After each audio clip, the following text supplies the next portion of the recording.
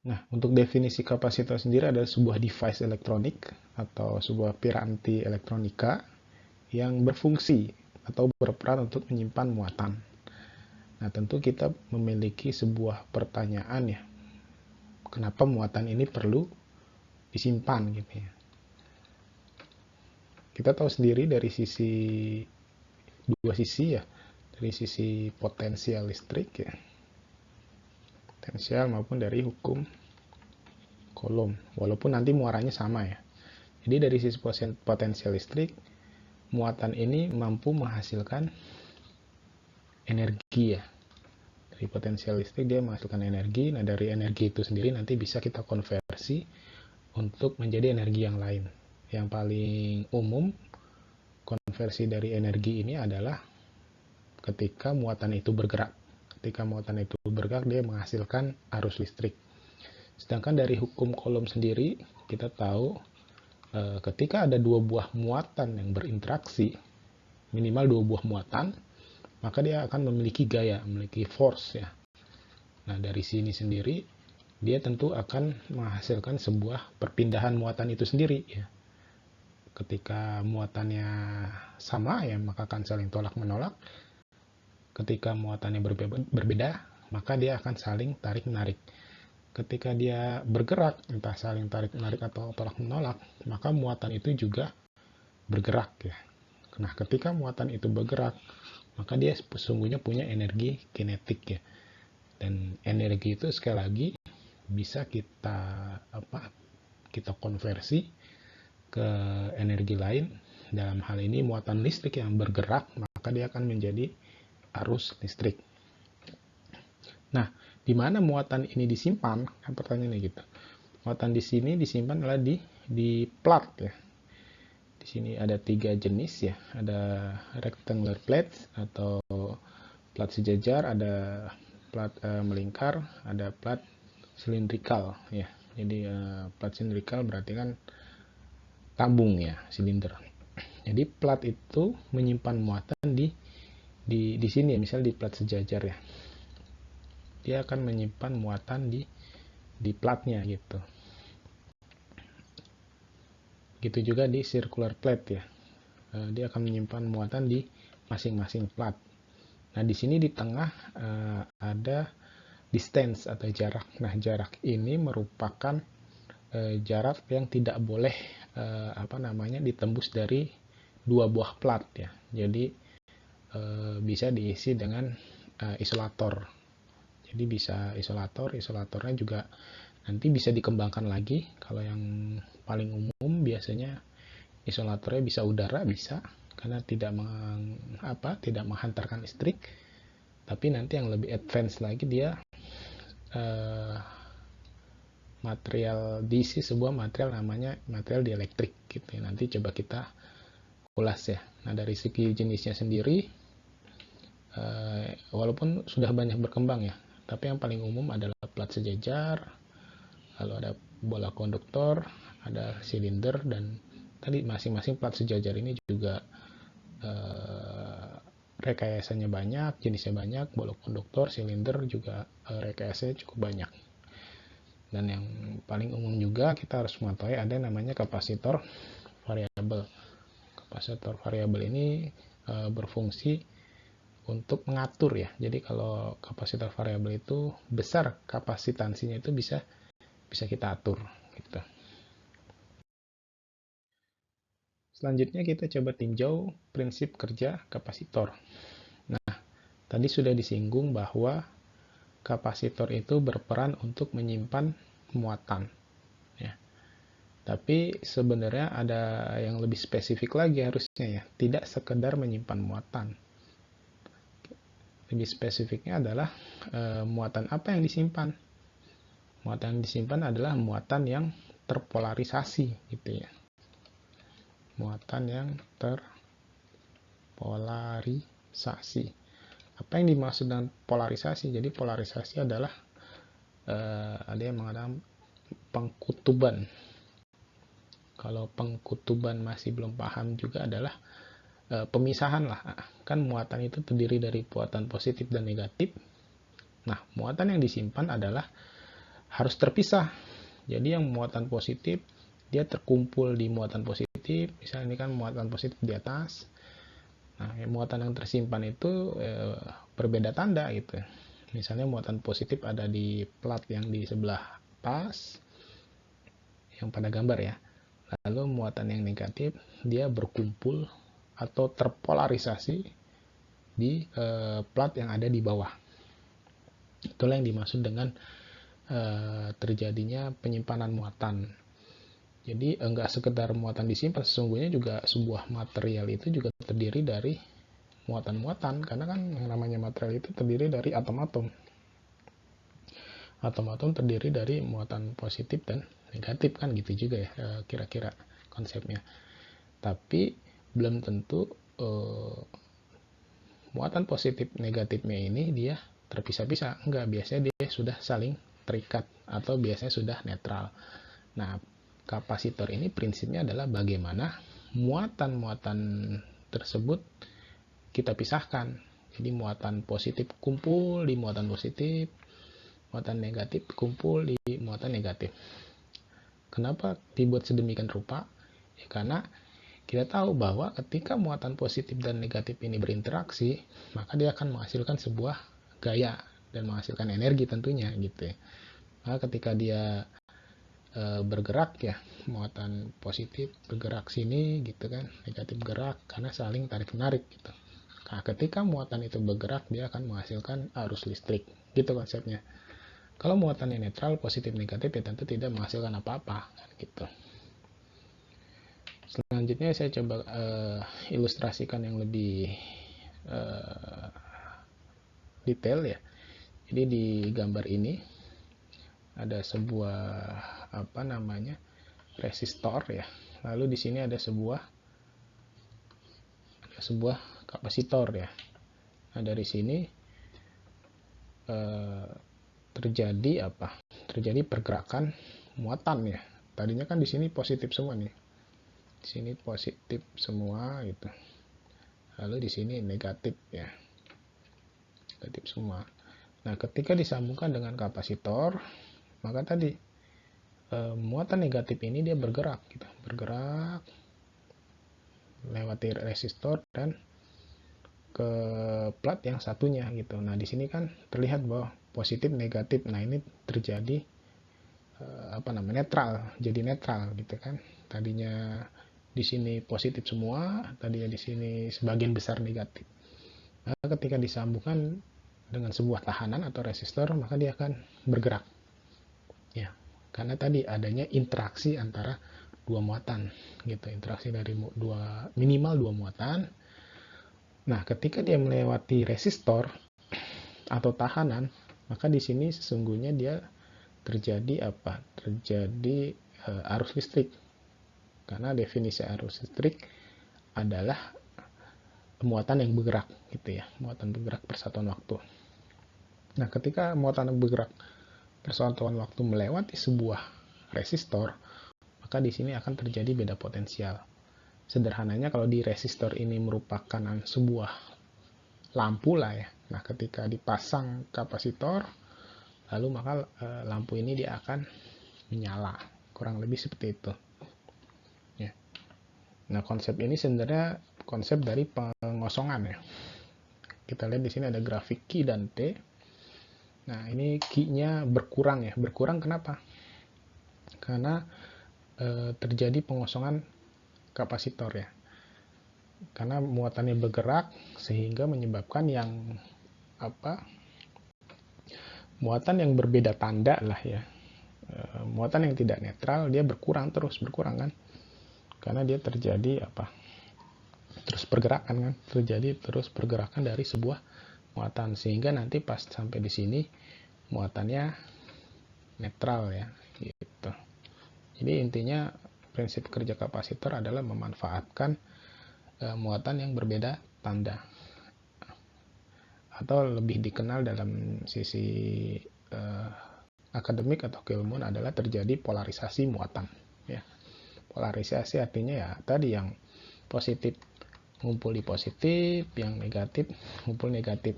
Nah, ketika dua muatan ini berinteraksi, maka dia akan terjadi arus listrik atau energi listrik lainnya, gitu kira-kira. Nah, dari segi persamaan, ini persamaan dasarnya C sama dengan Q per V. C adalah kapasitansinya, nanti akan kita bahas kapasitansinya. Lalu Q adalah jumlah muatan, V potensial listrik. Jadi kapasitansi itu bisa kita ibaratkan daya tampung ya, daya tampung. Jadi seberapa banyak sih muatan yang itu dapat disimpan. Tadi kan definisinya mengatakan bahwa kapasitansi adalah kapasitor adalah sebuah device untuk menyimpan muatan. Nah, kapasitansi adalah seberapa banyak sih muatan itu bisa disimpan. Nah, tentu persamaannya adalah jumlah muatannya itu sendiri, Q ya. Jadi kalau misalkan di gambar sini, ini sebuah plat ya. Seberapa banyak sih muatan ini bisa menyimpan muatan gitu, baik muatan positif maupun muatan negatif ya. Semakin banyak muatan yang disimpan, maka kapasitansinya juga makin besar tiap-tiap potensial listrik ya. Karena tadi potensial listrik adalah nanti untuk untuk terjadinya energi potensial atau terjadi perpindahan gitu. Tiap perpindahan potensial listrik kira-kira gitu. Tiap perpindahan muatan.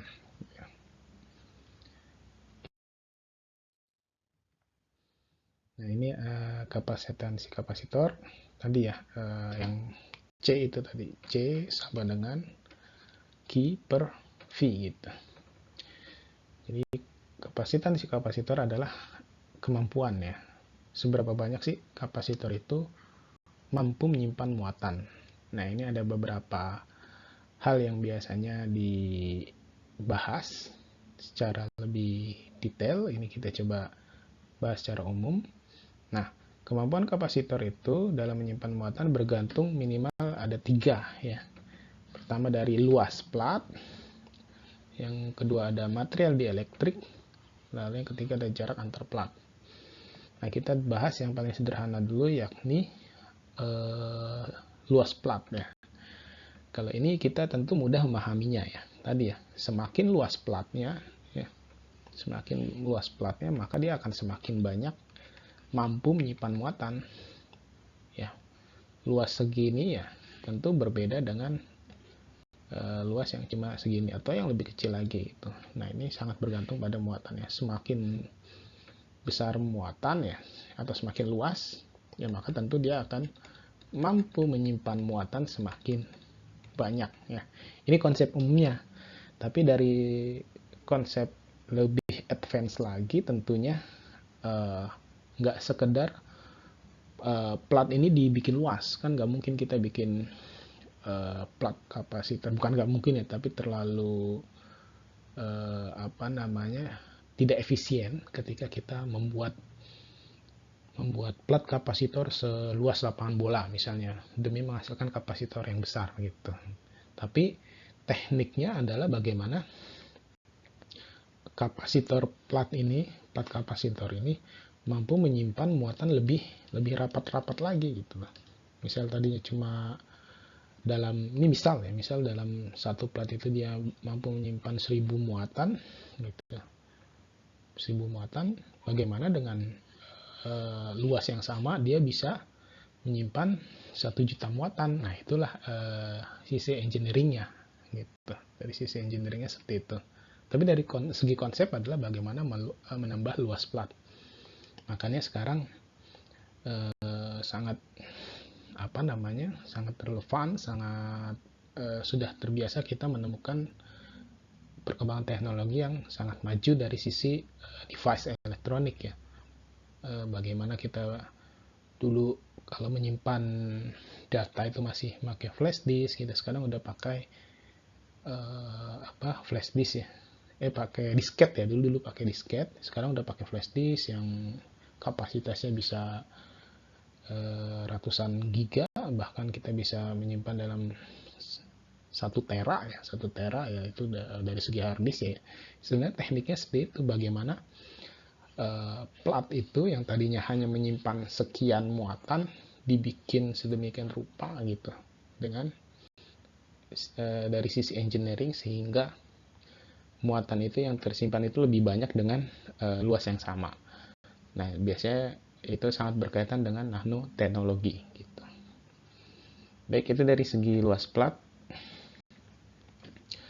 Lalu yang kedua kita tinjau dari sisi material dielektrik ya. Nah, kita tahu sendiri tadi telah ditinjau bahwa antara dua plat ini kita pisah gitu ya. Kita pisah, paling sederhana adalah dipisahkan dengan udara boleh. Ini dipisah kenapa? Sekali lagi saya terangkan di sini dipisah agar tidak terjadi kebocoran lah bahasanya, kebocoran atau terjadinya perpindahan muatan dari sisi sini gitu. Kita kan pengennya muatannya berpindahnya dari kawat ini ya, tidak dari sini gitu. Kalau perpindahannya dari sini nanti tidak terjadi energi yang kita inginkan gitu. Nah, ini di sebelah kiri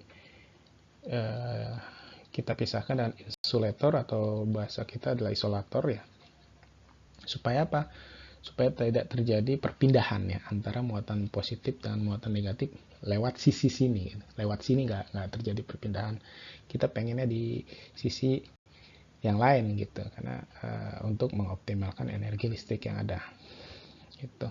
Nah, di antara kedua plat ini selain kita bisa diisi dengan udara ya. Nah, untuk meningkatkan kapasitansi dari sebuah kapasitor, kita bisa menambahkan isolator yang memiliki fungsi untuk meningkatkan kapasitansi itu sendiri, yakni yang disebut dengan material dielektrik. Jadi isolator ini kita isi material dielektrik gitu. Lalu material dielektrik itu apa? Material dielektrik adalah material yang sesungguhnya dia netral ya.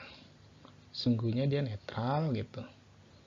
Misal di sini sungguhnya dia netral, tapi ketika diberi medan listrik dia terjadi interaksi gitu ya. Ketika terjadi medan listrik, ketika diberi medan listrik dia terjadi interaksi gitu. Maksudnya gimana? Kita coba uras. Nah, ini ya, ini ilustrasinya. Jadi tadi di sini kan misalnya material dielektriknya ini positif, negatif ya, positif, negatif misalnya gitu kan.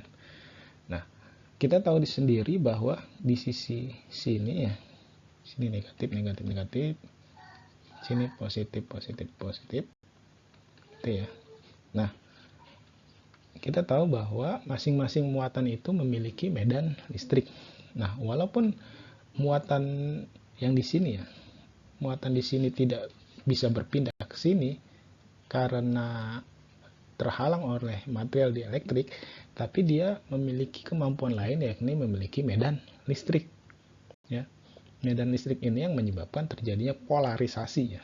Jadi material dielektrik ini juga mengalami polarisasi, tapi tidak tidak menyebabkan terjadi perpindahan muatan, tidak menembus lah. Jadi tidak menembus ke platnya, tapi terjadi polarisasi ya. Tadinya rapat-rapat, lalu terjadi pergerakan nih di sini. Yang muatan negatif dia akan ke sini ya, karena di sini ada muatan positif. Dia tertarik tuh karena ada medan listrik ya.